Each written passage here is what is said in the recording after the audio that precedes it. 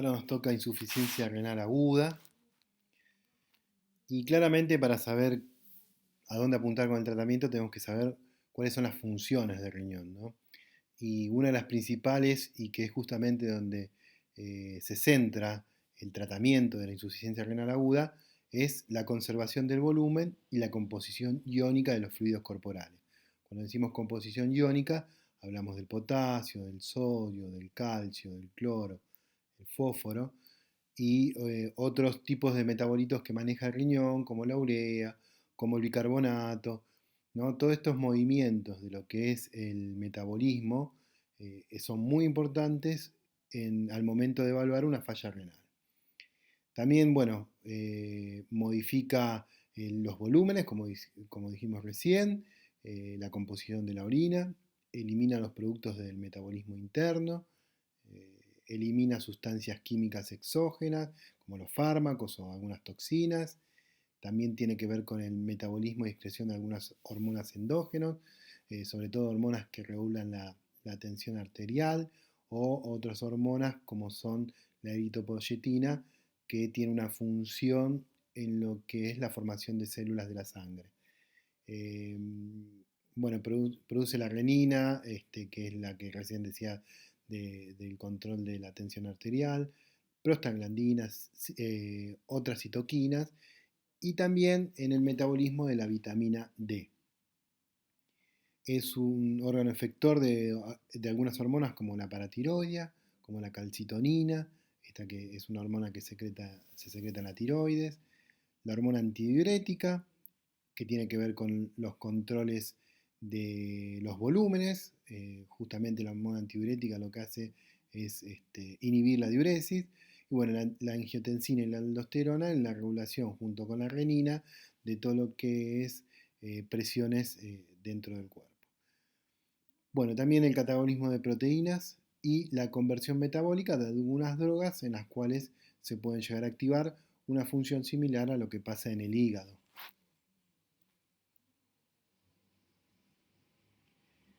Todas estas habilidades que recién relataba tienen que ver con tres funciones fundamentales, que son la filtración, la reabsorción y la secreción.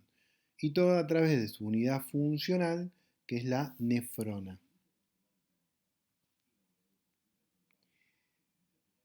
Hay alrededor de 1 a 2 millones de nefronas en cada riñón, que son estas unidades funcionales que cumplen estas tres funciones que dijimos recién, y que regulan, bueno, el agua, las sales, todos los iones que dijimos recién. También tienen que ver con el metabolismo de la glucosa, así como la urea, que la urea es uno de los marcadores bioquímicos que tenemos para la insuficiencia renal, y bueno, otros metabolitos del catabolismo de grasas, lípidos y proteínas. La filtración, cuando hablamos de filtración renal, estamos hablando de que la sangre pasa por la nefrona y son extraídos todo lo que va a ser material de excreción. Y la reabsorción es cuando los líquidos, los solutos, pasan por determinado sector de todo lo que es el complejo eh, túbulo renal y se realiza la extracción de parte de ese líquido y parte también de algunos metabolitos que se van a reutilizar. Bueno, si recuerdan las clases de fisiología y anatomía, esta es una vista anatómica de lo que es la composición básica de la unidad funcional, la nefrona, en donde tenemos, bueno, todo lo que es el glomérulo, donde pasan los capilares, que es el primer lugar donde se filtra la sangre. Después tenemos toda la parte de los túbulos, la parte descendente, el asa, la parte ascendente, donde se realiza la mayor parte de reabsorción de estas sustancias como los electrolitos que vamos a utilizar. Y después, bueno, los túbulos, la parte final, todos los colectores, donde se hace la secreción definitiva de sustancias. Y que a partir de ahí se empieza a formar la orina, por supuesto. Hay dos metabolitos muy importantes de la orina. Uno es la urea y la otra es la creatinina, que son justamente los marcadores biológicos que tenemos para saber cómo es la función renal. En la insuficiencia renal, estos productos se multiplican, aumentan. La urea particularmente tiene que ver con el metabolismo de las proteínas. Por eso es muy importante en la insuficiencia renal dar dietas hipoproteicas, o sea, bajo en proteínas, para que se forme menos urea. Como dice ahí, bueno, se valora la función renal y también el estado de hidratación de un paciente. Muchas veces un paciente puede tener la urea alta y eso no significa insuficiencia renal, sino que significa que está deshidratado. Gran parte de la urea que se elimina se reabsorbe.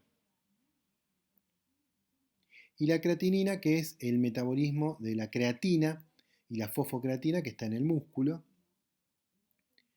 que tiene, bueno, hay, si bien es variable durante el día, hay valores que nos van a marcar, inclusive es un marcador mucho más preciso que la urea, eh, cuando nos encontramos frente a una insuficiencia renal.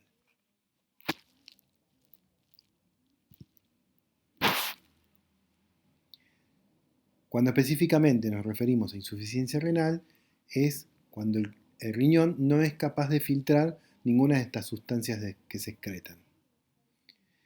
La insuficiencia renal puede ser aguda, que es el fracaso abrupto de la función, o puede ser una insuficiencia renal crónica.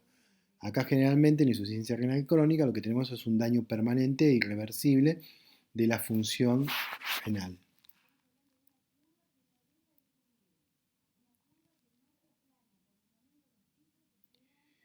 La insuficiencia renal aguda es una patología muy frecuente. Miren, casi un cuarto de los pacientes que ingresan a unidad de terapia intensiva sufren algún grado de insuficiencia renal aguda, sobre todo lo que es insuficiencia renal prerrenal, por hipoflujo, por isquemia, sobre todo en los pacientes en shock, y tiene una gran mortalidad, no exclusivamente por la insuficiencia renal, sino que en todo este combo de pacientes graves, pacientes en estado de shock que produce insuficiencia renal aguda, se habla de una mortalidad promedio del 50% que varía entre un 15 y un 60.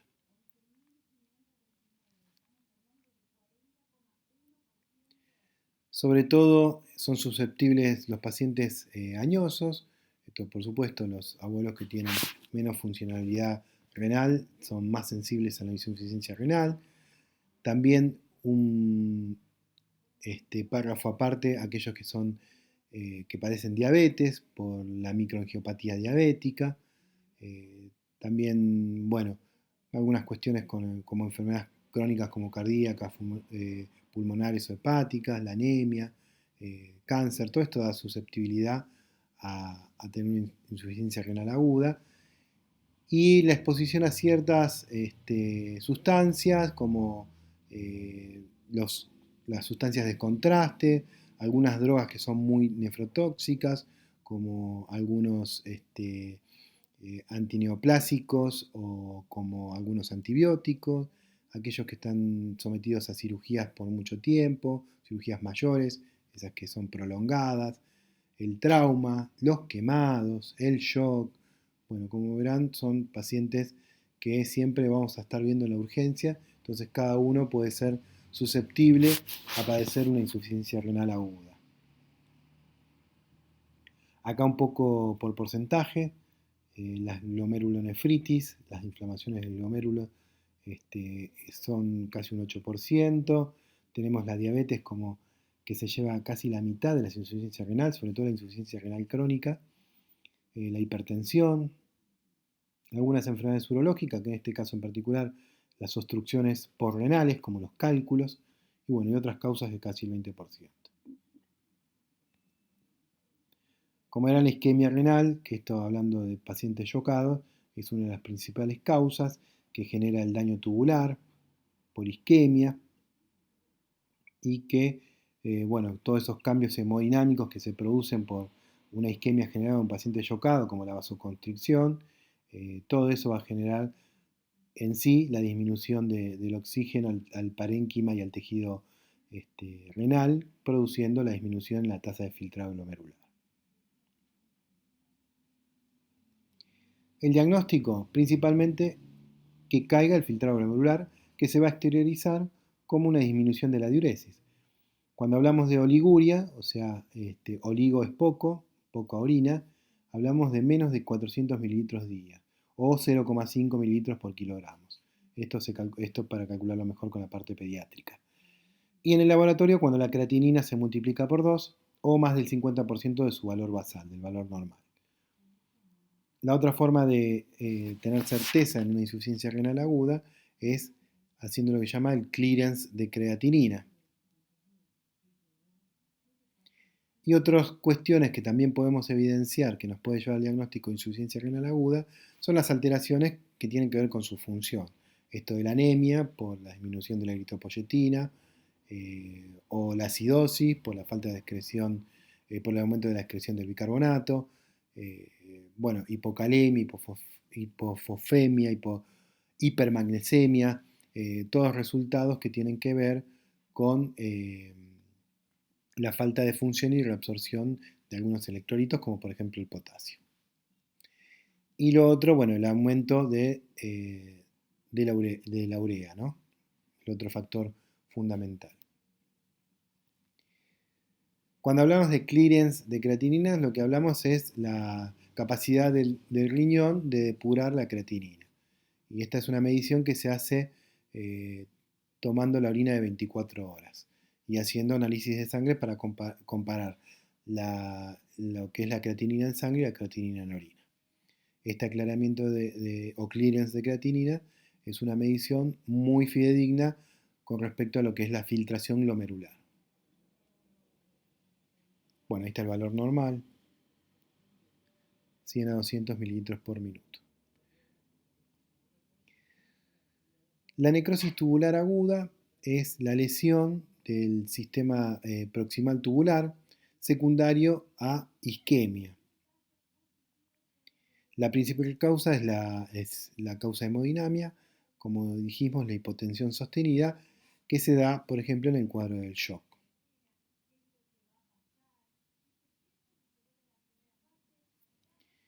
Por ejemplo, el shock séptico, donde además se suman un montón de citoquinas inflamatorias que también producen trastornos a nivel renal.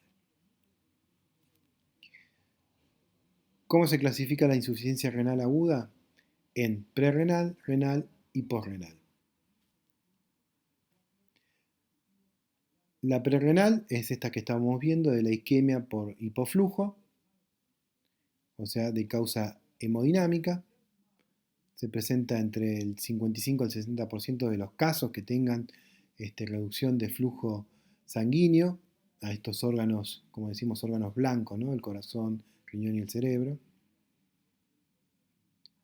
Que también se puede dar en el contexto incluso de una deshidratación muy aguda, ¿no? Una deshidratación muy grave, como en algún síndrome de hiperemesis, o sea, de muchos vómitos, de diarrea, o por el uso de diuréticos.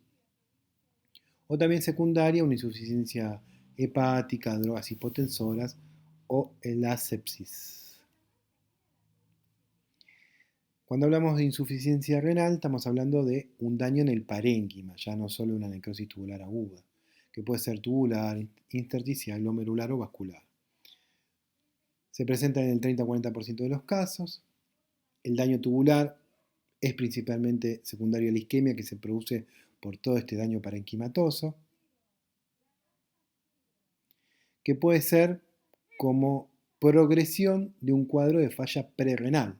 Empieza como un cuadro prerrenal, donde el riñón sufre por esa falta de flujo y que termina con una isquemia a nivel del parénquima, o sea, como un infarto renal secundario a ese hipoflujo, entonces empieza como falla prerrenal, sigue como falla renal.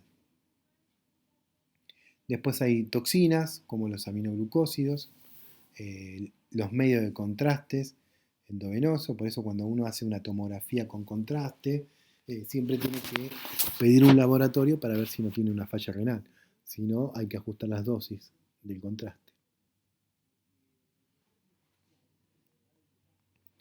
Y después tenemos las fallas renales de causa posrenal.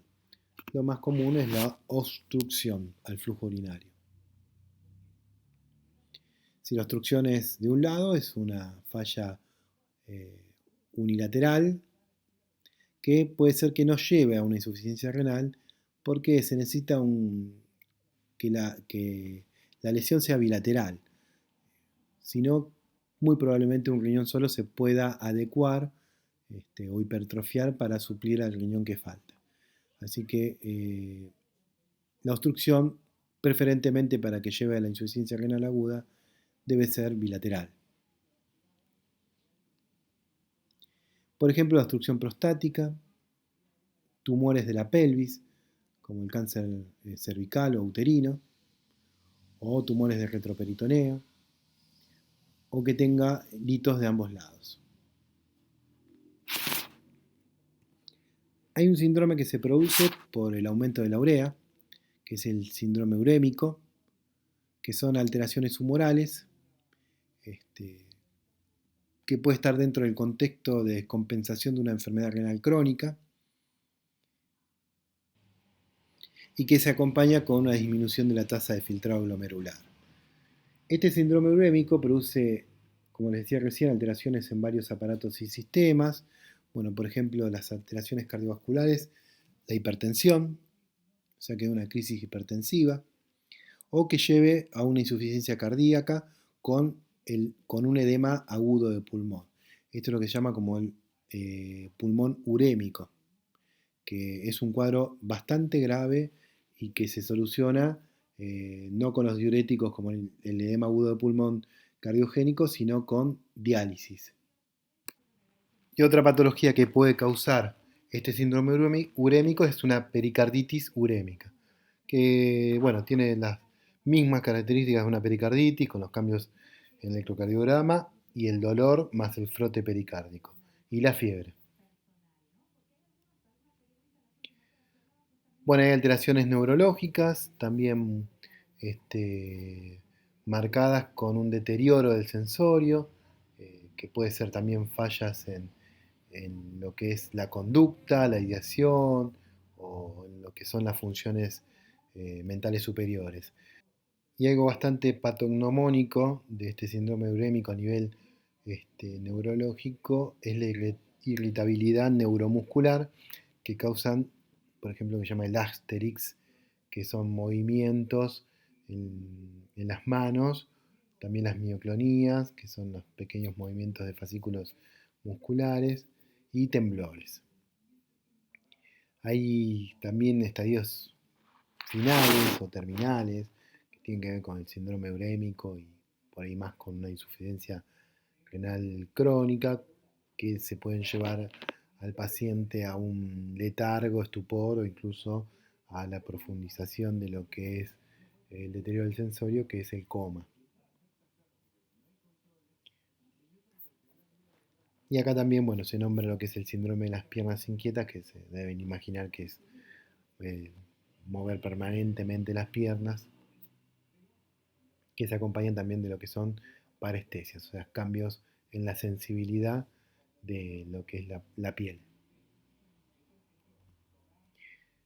De alteraciones gastrointestinales, principalmente vómitos y diarrea, acompañados de lo que llaman el aliento urémico y también en cuadros muy graves la hemorragia digestiva por úlceras gastrointestinales. A nivel cutáneo podemos encontrar hematomas, esto por la disfunción plaquetaria y por los trastornos en la coagulación que se puedan producir, y también depósitos de urocromos que dan como una especie de coloración amarillenta. Y también lo que da es prurito, o sea, picazón.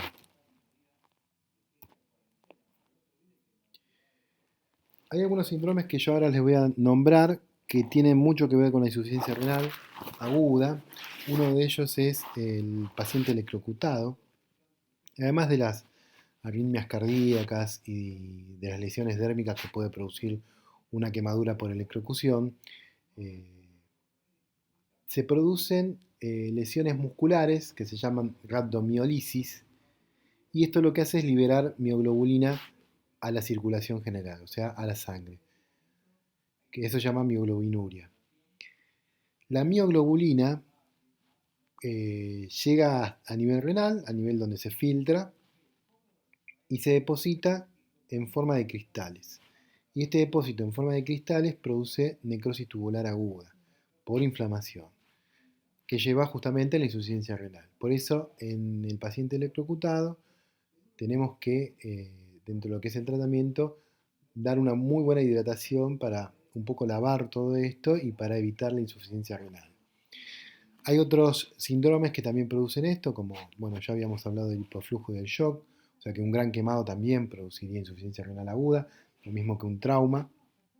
Y particularmente dentro de lo que es la patología traumática está el crash síndrome, que es el síndrome compartimental por aplastamiento.